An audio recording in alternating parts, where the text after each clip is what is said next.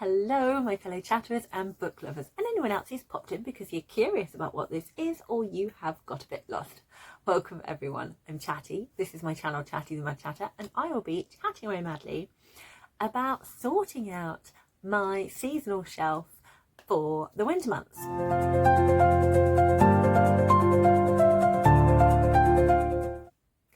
So I said in my 6 plans for 2026 video, which I will link in the description, that I'm going to be changing how I do booktube. I've had a break, I've come back, and I think it's going to work better for me if I do things kind of seasonally rather than doing like a monthly check-in and logging everything I read. I'm just going to give you the highlights.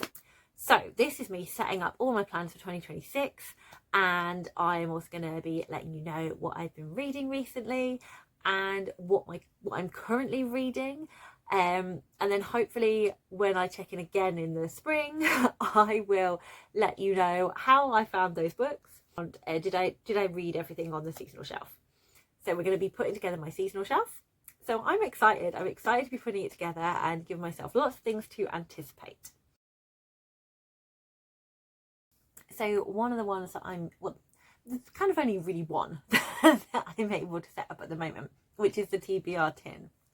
So I said that this year I wanted to do 11 books that I'm intimidated by and 11 books where I am really excited about them and I just haven't read them yet. So this is to help give me a little push, and these books are then going to sit on the shelf over the next sort of 3 months, and they'll just be in my line of sight and I can remember that I want to read them and encourage myself to read, because some of the intimidating books are intimidating because of their size. Some of them are intimidating because I probably need to try them to see whether or not I'm going to like them, and others are intimidating because I know they're going to deal with heavy topics, so I need to make sure I am in the right frame of mind to read them. Some of the books I'm hyped about are kind of left on the shelves because I'm waiting for that perfect reading moment. I'm so excited.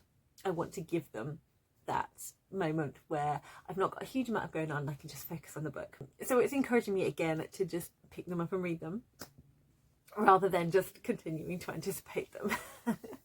So I am going to be going through those, putting them in my tin.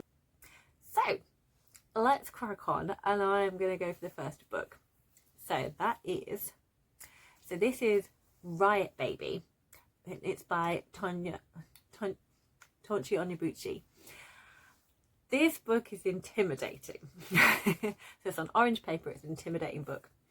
It's intimidating. It's tiny, but it's intimidating because I feel like it deals with heavy topics. I don't completely know what it's about, but it was one of the books that was chosen as one of the focus books in Jessie on BookTube's Blackathon, and I never got round to reading it because the timings kind of didn't align, and then I've just kept putting it off. And I think part of me is like, well, I should hold on to it because it might fit a book game and it might be quite nice because it's a small book and can just kind of slot in. But that's not happened, and I'm not reaching for it, I think, because I feel that it's going to deal with some heavy topics. So this is going in the tin. Okay, what's going to be next? Is it going to be a hyped book or is it going to be an intimidating book? So the book is The Principle of Moments. And those with the working eyeballs might spot it on my shelf behind me. It is here. So it's this very pretty spine with sunset colours, which I love. This is a hyped book. This is by, let me see if I can get the name right, Esme Jikimi Pearson. This is a sci-fi space opera with time travel, and the world sounds incredible. It sounds like there's really high stakes. There's LGBTQ plus representation, and I'm just really excited about it. So much so, I'm gonna let it sit on the shelf because I'm waiting for the perfect reading moment. So this is going in the tin. 2 books down, 20 to go. So the next book is Alice with a Y. this is a middle grade book by Anna James, and it's a hyped book.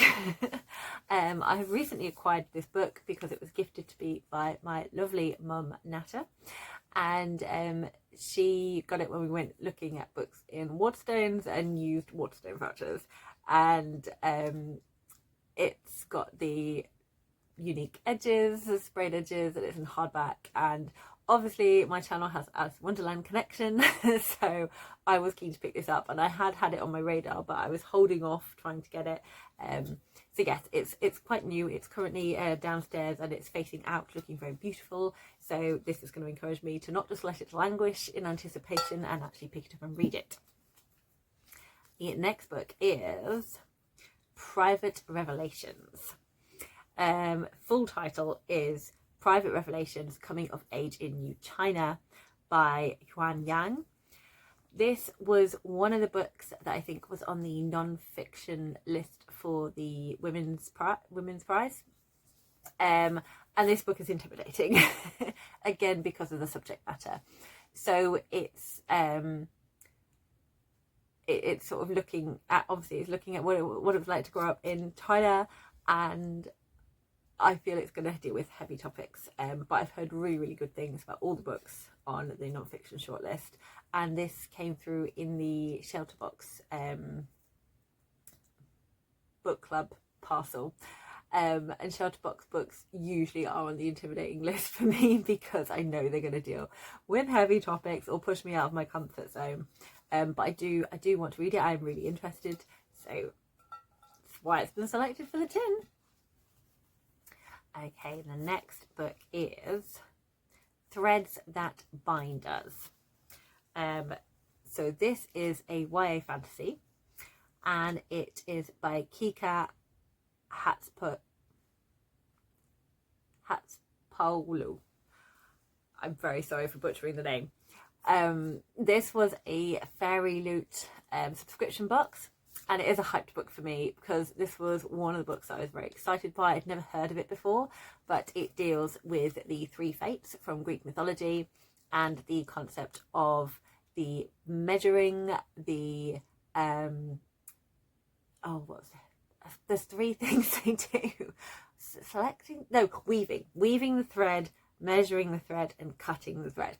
And I find all of that really interesting. I love the fates, so I'm very interested in this one. So hopefully, and I think this one's been languishing because it's one of the books that I think I'm really going to enjoy, but then at the same time I'm slightly worried that I'm not going to enjoy it and I've hyped it up too much. So let's hope that it is still hyped.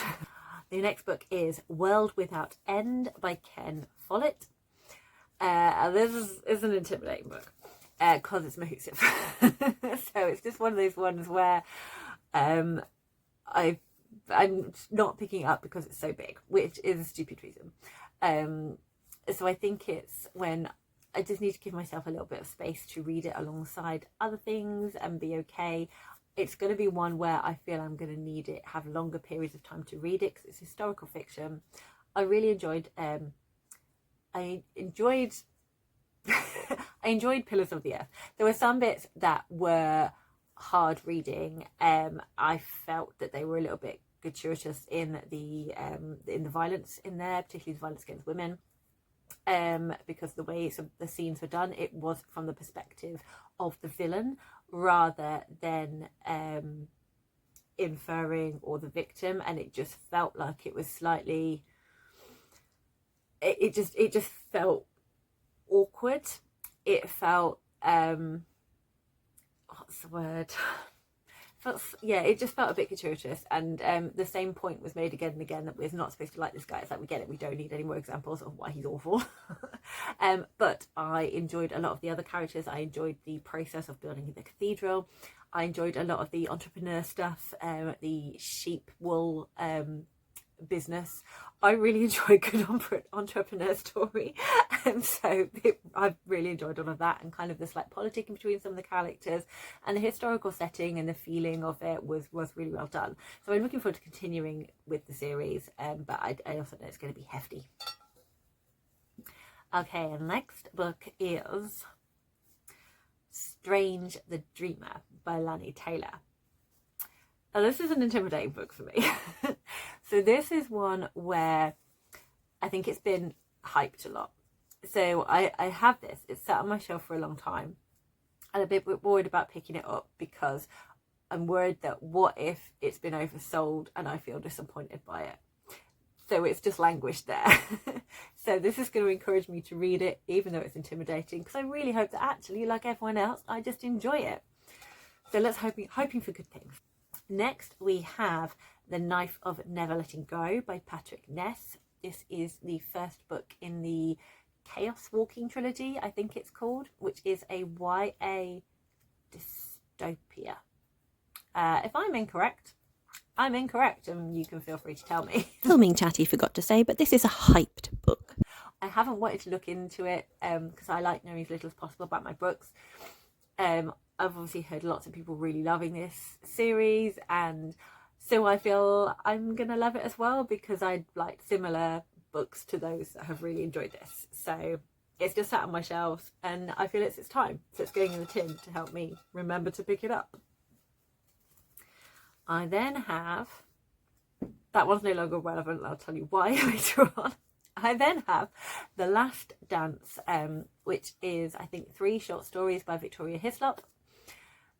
This one has moved on to intimidating for me because when so my friend was unhauling a few books and this was one of the ones I picked up. Again, I thought it'd be quite a good one for if there were any readathons or book games, it might fit in, and it was quite a small volume. It was a nice copy in hardback. I've heard good things about Victoria Hislop. I've not read anything that she's written before, but now I'm feeling I don't know if it's going to be the book for me. Don't really work with short stories. I'm not great with kind of adult contemporary. I don't know if it's contemporary, it could be historical. But I don't know if I'm going to vibe with it. So I've kind of been putting it off. So I think I need to make a decision, and either I will find out that I enjoy it, or I won't be enjoying it, and then I can just take it off my shelf. Next we have The Adventures of Sherlock Holmes by Arthur Conan Doyle. And this is intimidating. It's a collection of short stories. Again, I don't get on with short stories, as I've just said. But it's a very beautiful book. Mum got me the children edition of it. I have read the first one. And again, I think I need to be in the right mood for it. I was a little bit skeptical of it when I was reading to start off with, but then by the end I was like, oh no, actually I quite like what they did here. So we'll see what I think of the other ones. But again, I think it's this, is it overhyped? Am I going to enjoy it? And I think I just need to encourage myself to read it. I've lost count of like what number book we're on, so I'm not saying it, as you might have noticed. This is going to be edited, so Editing Tatty will be putting numbers somewhere. And she's also going to do a voiceover as well to tell you what number we're on. 10 books, so nearly halfway. The next book is a book by P. Jelly Clark, and it is The Black God's Drum. And this is a YA Afrofuturism sci-fi. The only books I've read from P. Jelly Clark are the Master of Jinn series, so that was fantasy, and I loved them. Really, really loved them. I hear amazing things about his other book. This is a book that has been raved about by Olivia from Olivia's Catastrophe. So it is a hyped book for me. But again, I've not been picking it up. And I think, again, because it's really small, I'm like, that'll slot in beautifully in a book game. I need to pick it up. That's basically the theme. I should stop repeating myself because I want to read all these books. The Temptation of Magic is an intimidating book by, Megan Scott. Intimidating because I don't know if it's going to be for me. This was a book that I got in the Fairy Loot subscription box, and it's a YA fantasy, but I think it's more of a dark academia fantasy, so it's kind of like modern day scholarly mixed with fantasy, and I don't think it's going to be my vibe.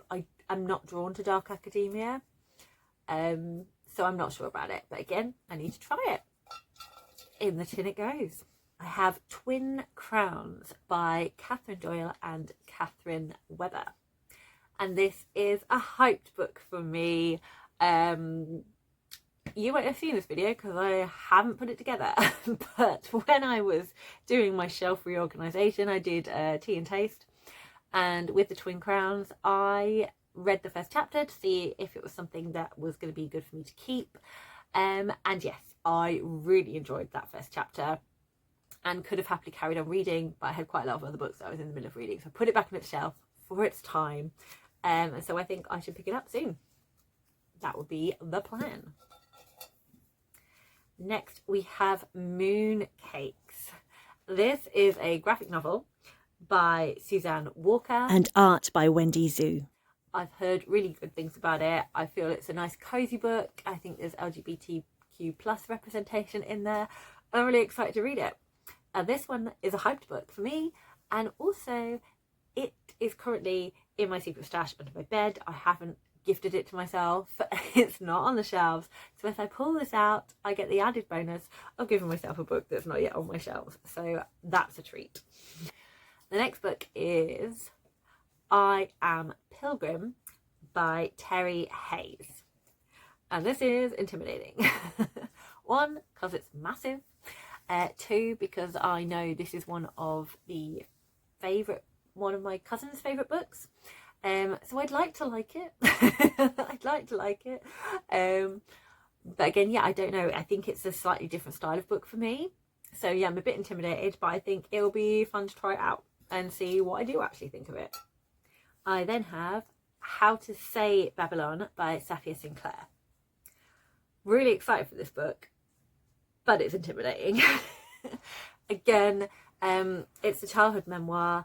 This was also on the Women's Prize for Non-Fiction, I think it was last year.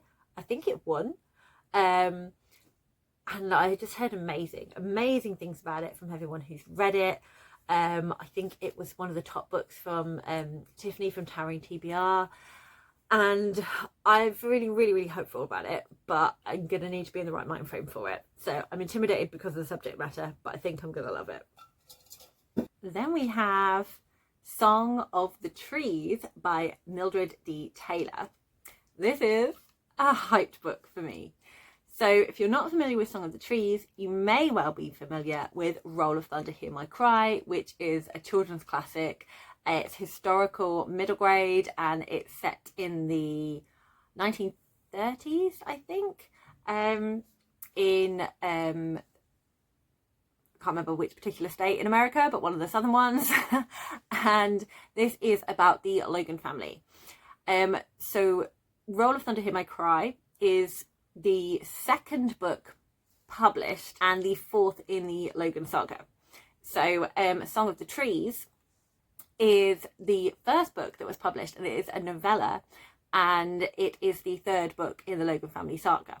So I have been waiting for a really long time to read the full Logan family saga, and I have finally gifted it to myself, sort of. It's another one that's under the bed. It's in my secret stash. The whole set is in my secret stash, but I'm really excited to start reading them, and I'm going to read them in publishing order. So I'm also going to reread Roll of Thunder, Hear My Cry, because last time I listened to an audiobook, I thought the audiobook was brilliant, but I also do want to physically read it as well. And then I'm just going to continue in the order in which they were published, because I'd quite like to do it like that. And then I may reread them again another time, but do it chronologically. So I'm very excited for this one. So this can go in the tin with all its friends. Okay, we're down to the last 5 books. So this book is The Adventures of Amina Al-Sarafi by Shannon Chakraborty. And this is a book I'm really hyped about. I absolutely adored reading the Daevabad trilogy last year, and I'm so excited to read more from her. I'm not expecting the Daevabad trilogy. That was that. This is this book, but I'm really excited about it. And I think I should stop putting it off and just go for it. The Parable of the Sower by Octavia E. Butler is intimidating.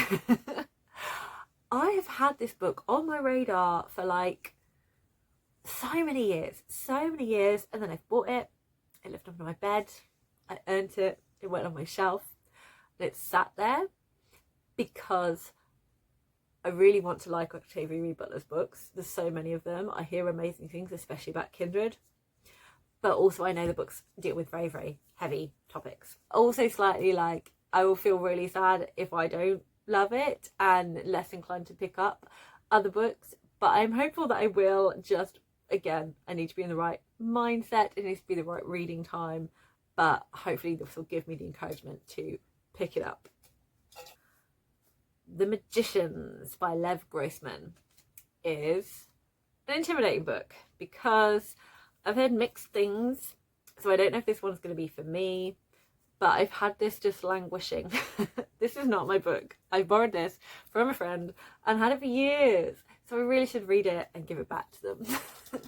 And I'm not sure what I'm going to think of it, so hopefully it will work, but I don't know. But if I don't try, I'll never know. Penultimate book is Arcspire by Jamie Littler, which is a middle grade fantasy. And this is a hyped book. If you know me, you know I love middle grade fantasy, and one of my favourite series is the Frostheart series that Jamie Littler wrote. So I'm very keen to read Arcspire. I've been putting it off because I'm really excited for it and I want to just sit and enjoy it. And it's one of those ones where, you know, you really have a good book on your shelf that you think you feel really confident you're gonna love. And if I read it, then I'm not looking forward to it anymore, which is so stupid. So yes, I should read it. I should read it. Heard really good things from Stacy about Arcspire. She's read both of the books, so I really should read that one. And the final book I have is A Natural History of Dragons by Marie Brenner. And it's a hyped book. I'm really excited by this one. Again, it's just been languishing on the shelf because I have the first book. I feel I'm really going to love it. I feel I'm going to fall in love with the series. And if I don't, I'm going to feel sad that I'm not going to be part of the Marie Brenner fan club and dragon loving. But also, I know I'm going to want to own the rest of the series. So I might give myself that predicament. But there we go. These are all the books in the tin. All 11 books are here. And it's quite interesting seeing them all together, how dark the covers are and very serious looking they look for the intimidating books. Whereas with all these 11 hyped books, you can see there is a lot more colour here. There's a lot more kind of intricate artwork. It's less plain. As a collective, giving much more happy and joyful vibes. I will be selecting 4 of them later, ready for the seasonal shelf. But now I'm going to have a cup of tea and I am going to tell you what books I have been reading recently.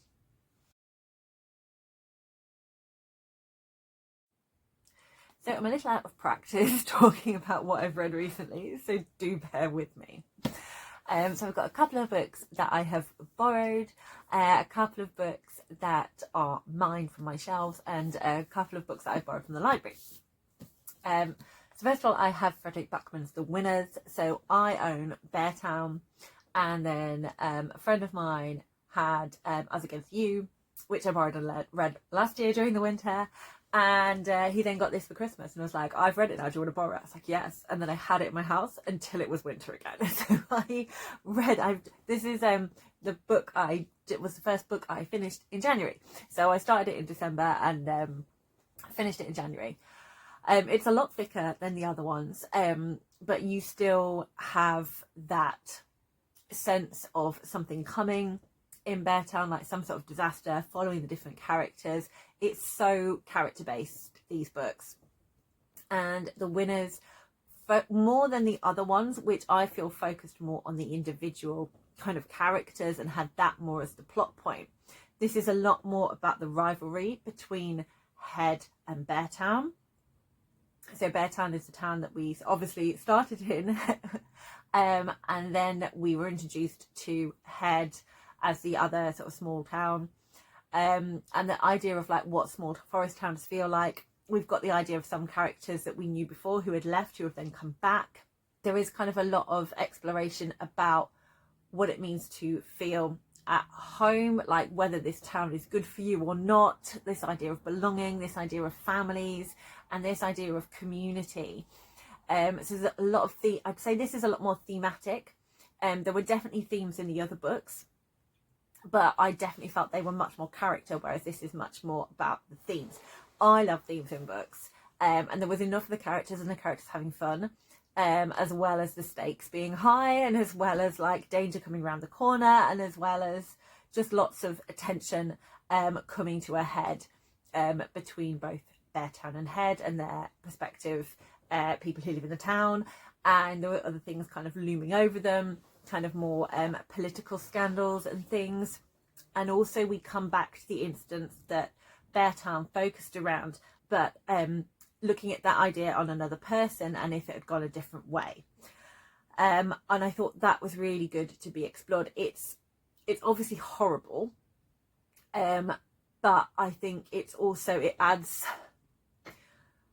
it makes you think. It definitely is like it's applying it to life, because there were very different types of people in that there was no family kind of support system, and they weren't kind of seen as high expectations of what was going to happen to them in life. So it comes back to something that I really love exploring in books, which is who's worthy enough to be fought for, like who is valued enough. And there is a lot of things within sort of social justice and things about being the right type of person, and that you have to be a certain persona to be able to deserve to have yourself valued. And that is so completely wrong. It shouldn't matter what your background is, what you have previously done. You have just as much right as anyone else. There's not a level playing field. If something is wrong, it's wrong. So I very much kind of enjoyed that. Like everyone deserves human empathy and compassion, and you don't know the reasons why someone has done the things they have done or got to that point. Like you don't know the starting point that people have come from.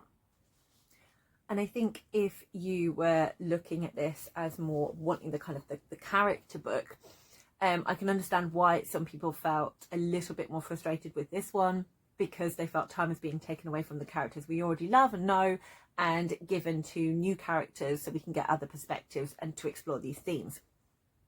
Again, I've already said I enjoy exploring themes in books. So for me, I did really enjoy this one. Possibly not as much as the other ones, just because ultimately I do enjoy character books, but I did really appreciate how the themes were done. The pacing is slow in this, but I didn't feel like it was dragging. I felt like I was invested. Like we are introduced to new characters. I really enjoyed those characters that we were introduced to. I enjoyed seeing old characters again, seeing where they are at now, wondering how it's all going to connect together, and hearing about their journeys and where they are now. And obviously spending time at the hockey club and what it means to the town, and also how it also seems to cause all the town's problems, and at the same time give it a life and a spark and a hope.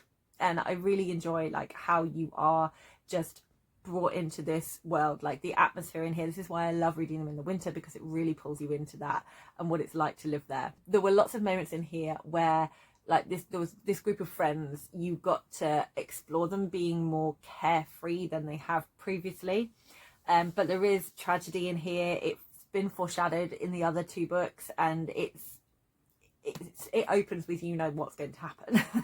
Like it's coming, but when it comes, it still hurts. It still hurts. And I think a lot of people like felt a certain way about why that had to happen.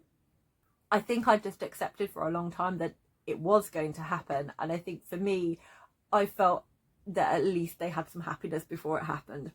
But I can equally understand how people are upset that it did happen. And I can understand.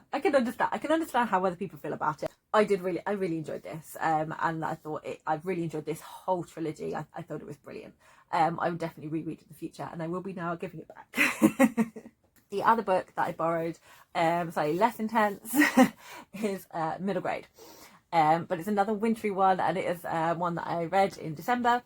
And this is The Arctic Railway Assassin, which is the final book in the Adventures Untrained series, which I've really been enjoying reading, which is by M.G. Leonard and Sam Sedgman. So on this one, we are journeying and at the start of the journey with Hal and Uncle Nat, which is Hal's Christmas surprise. They're going to go up and see the Northern Lights. They start in, I think it's Stockholm they start in. There's always a map, which is great. So let's have a look. Yeah, they start off in Stockholm. So we have this map of their journey. And there is, it does feel like a good end to the series as well. There is, there is that sort of feeling to it. But equally, if they did want to put another one out, it wouldn't matter too much. But this was just another great instalment. I think this is my second favourite. My favourite is Danger at Dead Man's Pass, and I think it's that I do just enjoy the winter setting. This one, very much, you were on the train for kind of a long period of time. There are other ones where we've been on the train for a bit shorter and it's more the build up to going on the journey, whereas you start on the journey quite early on in this one. And Hal's pictures have really improved, so it's wonderful seeing that by the artist Elise Panganelli, and she deliberately has improved, like changed the style, because it's all drawn by Hal from the first book to the sixth book, which is really cool. I love the characters that we met in here. Hal befriends a girl who is Sami, and it was really lovely, like seeing Sami culture explored in this, but it felt very authentic. It felt like the authors had definitely used their sensitivity readers well, and I thought it was a really lovely kind of like depiction of that culture and what life is like for them. A lot of Harrison's like preconceptions are probably preconceptions that I would have, so I thought that was like good to be explored, and I apologise for my preconceptions, but it was really nice. And I started the year reading The Mercies by Kieran Millward Hargrave, where there is a secondary character in that who is Sami, and that is set in the past. So it's really lovely to end the year where there is another Sami character, but this is set in the modern day. I'd love to read a book written by a Sami author. That would be really wonderful to read. So if anyone has any recommendations, I would love to hear them. But the mystery was great. There were lots of high stakes, much more high stakes in this one than there ever has been before. And I thought the parent-child kind of dynamic and action versus responsibility was really well done in this one. Okay, 2 books that are mine. The first one is, I think it was October when I read this, I can't remember, but it's one that I had really been looking forward to, which is The Faithful by C.L. Clarke. This copy I had signed by them. So it says, "Too chatty, will you give or will you take?" And I got that done last November and I have not read it. But I loved The Unbroken. When I met C.L. Clarke, I did tell them that I haven't finished reading The Unbroken because I had to pause it because I was terrified about what was going to be happening. And I just need to be able to read it properly in one sitting. So I love terrain. I adore terrain, and terrain was in a bit of a sticky situation, and I was like, I'm worried what the outcome is going to be, so I'm going to just need to wait to kind of get through that. Which they thought was brilliant. So I had a really nice chat with them. They were awesome. So I then eventually did finish The Unbroken and managed to read it in a good way. And then I had to wait till I was in the right mindset to pick up The Faithless, because again, I thought there's a lot of politicking here and I love it. I love politicky books. So terrain, things have kind of changed for her, and it's how she explores all those changes in this one, and like feeling torn between her old loyalties and her new loyalties, but there's also a complication between her and Luca. And Luca's got us in as like, we see Luca in a different place now, so the setting is very different. We do also hear from other characters within this, and we hear more about, the series is called Magic of the Lost, so we hear more about that and the implications from that. And I am really excited to read The Sovereign, and The Sovereign is a bit thicker than this, and I'm very excited. So when I was speaking to C.L. Clarke last year, The Sovereign hadn't come out yet, and The Sovereign came out in September. They were talking about how hard it is to try and make that final book pull everything together and do what you wanted it to. And I did ask if they felt happy with it, and they were like, yeah, I feel happy with it, but I can't tell how everyone else is going to feel, but I feel happy with it. So if C.L. Clarke is very happy with the final product, I have faith in them that it is going to be just as amazing as this one. So I'm but I can't pick it up yet. It's looking at me. I can see I'm staring at it right now. It's on my shelf of favourite books that I'm excited about. So I can't wait to kind of like get into that one, but it's going to need to be when life is calmer. So I have more time to give that book, mental headspace to give that book, because I know it's gonna be brutal with the pull and take. And there's what I love about this series is the answer's not always obvious. There's lots of pros and cons to different things. You get to see lots of other people's point of view, and it's very complicated, but I really enjoy it. Another fun fact, the next book I have to talk to you about is one that I've recently got out from under my bed, because it is wintry season and I love to read wintry books in the winter, and that is Leila and the Blue Fox by Kieran Millwood Hargrave. So I mentioned Kieran Millwood Hargrave earlier, that I started off with The Mercies. That was the second Kieran Millwood Hargrave book that I have read. I had 5 of her books in my house and I'd only read one of them, and that was Julia and the Shark. And I was like, I cannot buy any more of her books until I've read all the ones I have, because I've read one book and really enjoyed it, but I need to read the other ones before I start buying more, because that would be sensible. And I now have read all of them, and this was the last one that I needed to read. So I thought that was actually quite fun. This has been the year of reading all her books, which is great. This was the last book I read finished in December, so that was quite fun as well. I really enjoyed this one. She's so good at writing emotion in books and characters and the atmosphere. And this again was really beautiful, and the illustrations by Tom DeFresco also really accompany it so well. It really marries up really well. I wasn't expecting, because I like going in books knowing as little as possible, I wasn't expecting there to be such a theme of immigration and border crossing within this. And I think, given the state of the world at the moment and how much hatred is coming from so many people about immigration, this was really important to read, and about what belonging feels like and what home feels like, and that borders have been put there by humans, and the effect it has on all of this, and how a fox can just travel across them without it being a problem. And the fox is doing it to survive, which is what humans are doing too. So that was really powerful throughout here. But essentially this is bringing together a relationship. So there's been a mother and daughter who've been separated for a long time, and this kind of pulls them together. And it explores a lot about Leila's journey, how she feels about her relationship with her mum, and kind of she feels she belongs, and dealing with things that she's never kind of fully explored before. At the same time, we are tracking this fox. So Leila's mum is a scientist, and their research into migration and how weather changes have affected that and what it kind of means. This is what her team have been working on. So she lives in, I think it's Norway. I really should know. I'm really rubbish with Scandinavian countries, particularly Norway and Sweden, because they're both next to each other in similar shapes, and in my head that just means they blur together. So I'm very, very sorry to people from Sweden and Norway for not being more clear-cut about your countries. And there isn't a map in this one, which makes me feel sad, because I love a map. It is Norway, and it's Tromsø that they go to. And I did say that the book didn't have a map. It does, but it's artistic, not usable. So for those who can't see, there is a silhouette of an aeroplane, and there is a map like printed in the book, but it's got kind of dark splodges and blue splodges kind of across it, so it's not that legible.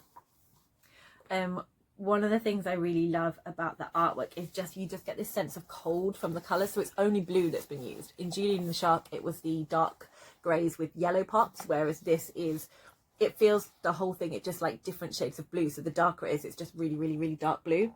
And the ink and the smudging of it all, it just really adds to the feeling of the cold. And there's lovely tracing paper uses again, which I really enjoyed from Julia and the Shark. So this is an example of the things I love about the tracing paper. So you can see sort of the landscape here on this page, and then we've got a blue tracing paper page with a circle in between with like smudges of like blue on it, so it's sort of got a frosty lens. And then you can see underneath the tracing paper there is the outline of the fox in this circle, so it looks a little bit like you're looking through some sort of lens. And then you turn over the tracing paper, and then we've got two circles now. So we've got blue with a circle so you can see the landscape that we previously saw, and then you've got the fox that's a little bit clearer on this side, so it looks like you're looking through binoculars. And then you turn over the tracing paper again, and then you're now on the being able to see the fox much more clearly. And then you've got the landscape, which is much harder to kind of see through that blue circle again, and you can clearly now see the fox on this page. And I just love things like that. It was just really cool. So really, really enjoyable read for this one. Very heartfelt, which is always what I expect from Kieran Millward Hargrave. And now I can happily continue to read more of her work because I really enjoy her books. So two other books that I'm going to chat about. I went through a big period of just really wanting to read YA contemporary books. Like, that was my happy place. That's what I wanted. I have no unread YA contemporary on my shelves. There are some under my bed, but I wasn't in an earning point at that moment, and I was definitely kind of looking for, I don't know what particular things I was looking for, but I was definitely, there was certain YA books that I just felt. So I was just looking through the audiobooks, looking through the ebooks from the BorrowBox app, and just picking ones that sounded interesting to me. So I read a whole range of them, and two of my favourites were the Do's and Donuts of Love, and it was by Abida Jagerda, who also wrote The Henna Wars, which I really loved. What I loved about the Do's and Donuts of Love was the explorations of what a healthy relationship looks like, as well as the ambition. I enjoyed the body positivity, the importance of like family recipes and cooking within different people's backgrounds. I also really enjoyed, I think the biggest thing for me was the exploration of having representation of people who look like you in the fields that you are interested in, and the importance of having people to look up to and being able to kind of say, look, I can do this too. And I think this issue was beautifully explored in this book, and also alongside this kind of idea of, when we talk about like trying to level the playing field because of people like coming at it from a different point, and by this I mean like white people are incredibly privileged, so people who have not got the same amount of privilege just being given a little bit more emotional support, and then white people seeing that as being given extra help and not recognizing their own privilege. I thought that exploration was done so well in this, and I really enjoyed that aspect. I really enjoyed the main character and the love interest and how their relationship was explored. I'm not saying anything about it, but I was very much rooting for them. And also the relationship that was looked at in this as well was friendship, and the importance of being there for your friends as well as yourself. And I thought that was a really good thing. Like, our main character has such an amazing relationship with her friend, but they really struggled with being a bit long distance and missing each other because they were only able to kind of like communicate via video call. And although they were doing that, you could really tell that they were missing each other. And I really loved how that relationship was explored and things were addressed. So that's what I really, really appreciated in that book. I thought it was brilliant. It's exactly what I love in a YA. So I can't wait to read more from this author. And she has a middle grade book coming out this year, so that is fantastic. The other book that I borrowed from the library through BorrowBox was Love at Second Sight by F.T. Lukens, which makes you think it's a romance. I'd say the romance is definitely like secondary plot within this book. This is much more paranormal mystery with the added like fantastical element of seeing the future. So our protagonist has seen a murder and has no idea how they have seen that or what it means or any knowledge that they had this ability until it happens. So what I really loved about this book, as well as the fact that it gripped me and I needed to find out what had happened and kind of how this magical world all works, as I loved the found family friendship within this book. My little dormouse is sat on the bed waiting for me to finish, so he's giving me encouragement and has been counting me in when it's time to film. So yeah, this book, it gave me everything again I wanted from a YA. I thought it was brilliant. I want to read more by this author. I hope there is another book out with these characters. I'd love another mystery for them to be solving because their found family was just adorable. It is set in this little town where paranormal people kind of live among the regular people in there. It's a new school year and this school has got werewolves and it has got witches and there are all sorts of other kind of beings among them and humans all kind of lumped together, and that comes with its own political difficulties. So there are kind of a few tensions between some people in here from the different sets. There's also some family issues happening, and there was a great I suppose explanation of being accepted for who you are.